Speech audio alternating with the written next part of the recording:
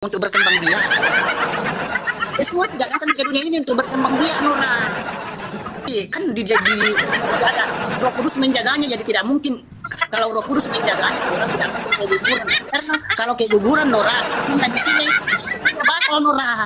Ini Nora kalau keguguran, misinya ke dunia ini gagal.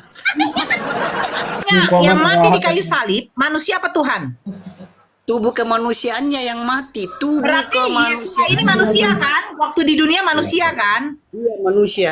Nah, ketika dia bangkit, dia minta kepada murid-muridnya untuk meminta makanan. Yang dikasihnya adalah dua ikan, ya kan? Iya. Nah, Iya. itu waktu dia memakan ikan itu, manusia apa bukan? Itu sisi kemanusiaannya. Oke, waktu di atas kapal dengan murid-muridnya, mereka mengalami yang namanya badai. Yesus ketiduran, betul? Iya. Dia tidur sebagai manusia apa bukan? Iya, dia tidur sebagai sisi kemanusiaannya juga itu. Ketika dia memporak-porandakan dagangan orang di halaman bait Allah, itu manusia atau bukan? Sisi kemanusiaannya juga. Isi kemanusiaannya. Berarti Yesua ini 100% manusia sama seperti kita, betul? Tidak 100% manusia, hanya wujudnya aja 100% manusia.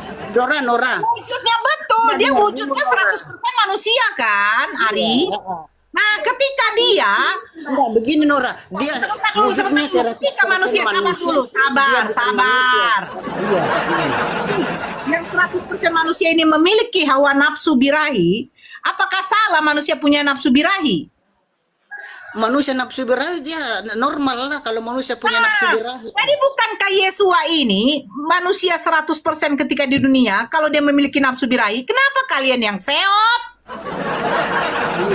Tapi itu tujuan Yesus datang di dunia ini bukan untuk menikah, bukan untuk nafsu. Saya tidak tanya tujuan. Kamu logika dulu lah, Ari. Binatang saja punya nafsu loh. Apalagi manusia. Iya. Binatang, sabar dulu. Binatang yang nggak punya akal. Sabar dulu. Binatang nggak punya akal, itu diberikan nafsu. Manusia yang punya akal diberikan nafsu.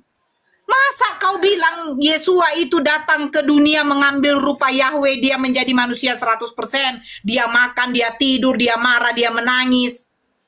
Terus giliran nafsu birahinya kalian tolak. Kalau ada nggak tertulis dalam Bible Tuhan punya nafsu birahi, ada nggak tertulis? Kalau ada tertulis dalam Bible ya kami imani, tapi tidak ada tertulis dalam Bible. Bentar, saya tanya sama kamu. Ada nggak manusia yang merasa tidak lapar? Tidak. Kalau merasa tidak lapar berarti ada gangguan dalam dirinya. Berarti Ada orang itu manusia sakit. yang tidak punya hasrat birahi? Ada karena dia sakit. Orang gila mungkin. Karena sakit. Jangan sakit. Itu penyebab. Itu namanya penyebab. Ada nggak manusia yang normal? Nggak ada kan? Iya. Pasti Ya, kalau kan? normal ya nggak ada. Ada. Iya. Nah, kira-kira Yesua ini normal apa enggak?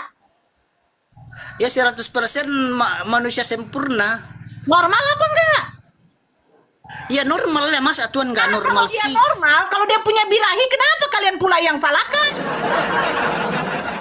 Ya, tapi kalau dia misalkan kalau dia punya birahi, birainya tujuannya buat apa? Untuk berkembang biak. Yesus tidak datang ke dunia ini untuk berkembang biak, Nora, Yesus Tuhan bukan untuk berkembang biak, tetapi untuk menyelamatkan manusia. Bukan itu. Misinya untuk menyelamatkan itu. Berkembang Gini, biak. Aduh, Nora. Ari, dengarkan ya. Nora, apa tujuannya Yesua punya birahi? Sebenarnya bukan kau tanya apa tujuannya.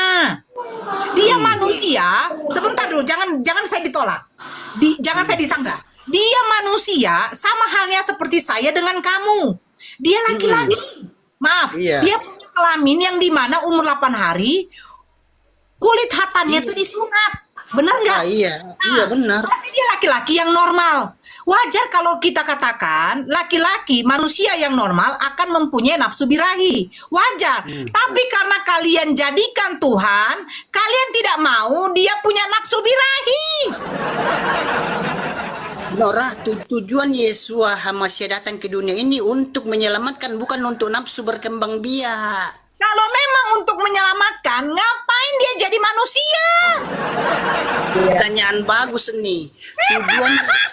Pertanyaan bagus sekali Nora. 100 untuk Nora. Ini pertanyaan bagus. Tujuan Yahweh sendiri datang ke dunia ini untuk menjadi manusia, Nora. Karena semua orang di dunia ini sudah berdosa semua. Nabi Rasul juga berdosa.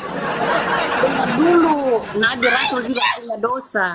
Tetapi syarat untuk menyelamatkan manusia itu tidak punya dosa. Jadi yang tidak punya dosa itu, satu-satunya yang tidak punya dosa itu adalah Tuhan. Jadi dia turun sendiri dalam manusia untuk menyelamatkan manusia. Oke. Begini. Datang ke dunia untuk menyelamatkan, bukan untuk nafsu orang. Ya, sabar. Sekarang giliran saya ngomong. Ya, jangan kamu ngomong. Tadi kamu Ari mengatakan satu-satunya yang tidak punya dosa adalah Tuhan. Hei, kutu kipret. Memang Tuhan berdosa. Mana ayatnya Tuhan berdosa? Ari, jangan saya disanggah. Jangan saya disanggah. Saya mau menyangga omongan kamu, narasi kamu yang mengatakan satu-satunya yang tidak berdosa adalah Tuhan. Maka ini, dengarkan baik-baik. Tuhan menciptakan, saya larikan dulu ke Islam ya. Allah menciptakan surga dengan neraka. Surga tempatnya untuk orang-orang yang tidak beriman kepada Allah, yang tidak menyembah kepada Allah, yang tidak menyembah kepada satu-satunya Tuhan. Ya, surga untuk orang-orang yang menyembah kepada Allah, neraka untuk yang tidak menyembah kepada Allah, kan begitu? Iya. Allah menciptakan manusia dengan makhluk-makhluk yang lain, salah satunya adalah malaikat, yang dimana malaikat ini akhirnya kalau di dalam Kristen membangkang, betul? Iya, membangkang, disebut iblis, Satan, betul? Iya. Nah, benar. Sekarang begini. Tuhan menciptakan manusia, Tuhan menciptakan malaikat, yang dimana malaikat ini akhirnya dia membangkang, dia disebut Satan, iblis. Nah, terus kau katakan satu-satunya yang tidak berdosa adalah Tuhan. Gimana? Kau pikir sekarang begini, kutanya sama kau Ari, yang menjadikan kau, yang membuat kau berdosa ini atas godaan iblis atau tidak? Atas godaan setan. Iblis, betul? Iya, iblis, iya setan. Ya, yang menciptakan malaikat menjadi iblis ini, yang disebut iblis ini, bukankah itu Tuhan juga? Iya, Tuhan. Nah, Tuhan. jadi bagaimana mungkin Tuhan bisa berdosa? Iya, emang tidak ada sejarahnya Tuhan berdosa. Lah tadi kau yang bilang satu-satunya yang tidak berdosa adalah Tuhan. Iya. Kalau malaikat ada yang berdosa, tapi kalau Tuhan tidak ada yang berdosa. Mana ayatnya Tuhan berdosa? Coba tunjukin ayatnya di Bible Tuhan berdosa. Tuhan melakukan dosa, ada enggak? Sekarang begini. Ayat di Bible Tuhan melakukan dosa. Oke, sekarang begini. Tunjukin ayatnya. Sebentar. Iya. Yang mengutus Musa Tuhan bukan? Yang mengutus Musa Tuhan Yahweh yang mengutus Musa. Ya, oke. Tuhan yang mengutus Musa. Tujuan Tuhan mengutus Musa untuk apa? Tujuan untuk menyelamatkan Israel keluar dari Mesir. Musa ini seorang nabi, betul? Iya, nabi. Benar. Berarti tugas seorang nabi adalah menyelamatkan, betul? Iya, benar. Tepuk tangan. Apa yang dikatakan Yesus? Apa dikatakan Yesua? Aku adalah jalan, kebenaran, dan hidup. Tidak ada yang bisa sampai kepada Bapa tanpa melalui aku, kata Yesua. Iya, benar. Musa sebagai jalan untuk menyelamatkan Bani Israel, mengajarkan tentang hukum Torah, betul? Iya, benar. Ya. Yesua adalah jalan kebenaran untuk Bani Israel. Tercatat di dalam Matius 15 nomor 24, aku diutus hanya untuk domba-dombaku yang hilang dari umatku, yaitu Israel. Betul? Iya, benar. Jadi apa bedanya Yesua dengan Musa? Yang dimana mereka sama-sama adalah jalan keselamatan. Bedanya kalau Musa itu lahir dari sperma dan ovum, tapi kalau Yesua dari Roh Kudus itu. Nah, oke, Musa dari- sekarang Musa kalau dari kamu Roh Kudus, bilang, oke, sekarang kalau Yesua hebatnya karena dia dilahirkan, sekarang Roh Kudus apa dengan bedanya? tidak.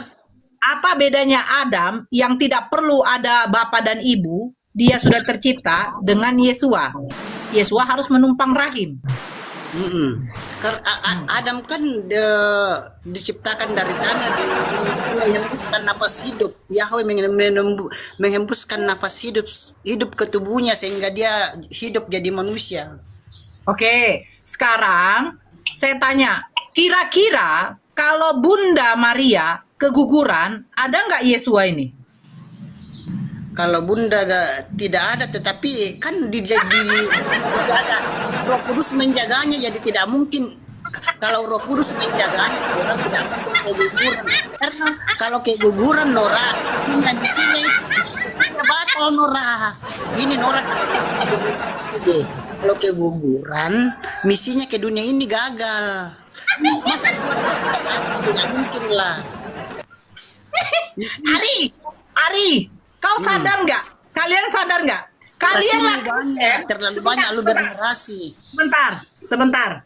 Di dalam Islam, manusia itu bergantung pada Tuhannya. Di dalam Islam, Iya. manusia itu bergantung. Sebentar. Dia berdoa, dia minta rezeki. Sama seperti Yesus mengajarkan, dan berikanlah kami pada hari ini makanan kami. Berarti diajarkan meminta rezeki kepada Tuhan. Yang bisa mematikan manusia dan membangkitkan itu hanyalah Tuhan. Betul? Iya benar. Jadi manusia ini bergantung pada Tuhan. Bukan Iya. Tuhan yang bergantung pada manusia. Bedanya di Kristen, dengarkan baik-baik. Bedanya di Kristen, Tuhan yang diatur oleh manusia. Seandainya Nora, Bunda Maria keguguran, berarti batallah misi Tuhan itu. Iya. Misinya batal. Tapi Saya tanya, siapa yang berinspirasi tahu ya? iya, Siapa yang berinspirasi kematian Tuhan itu harus disalibkan? kematian Tuhan itu harus disalibkan itu karena nubuatan para nabi. Sudah Sebutkan dinubuatkan. nabi siapa yang menubuatkan kematian Tuhan harus disalibkan? Nabi-nabi di perjanjian lama, Satu lama. nabi saja. Di surat nabi mana? Di nabi siapa? Surat nabi siapa? Yesaya kah? Yehezkiel kah? Yesaya coba. Yesaya berapa? Nah, ini begini Nora, dia itu Ini Nora. dilahirkan, Saya dilahirkan. bertanya, di surat nabi mana? Di kitab tanah. Kitab tanah itu kitab para nabi-nabi, betul? Iya. Di kitab nabi siapa? Surat nabi siapa yang menuliskan bahwa kematian Tuhan harus disalibkan? Silakan. Saya tunggu. Cari dulu. Iya, sebentar tunggu ya. Mikana, bantu saya dulu di surat apa? Tunggu sebentar, tunggu aku yo. Ya. Tunggu. Ya.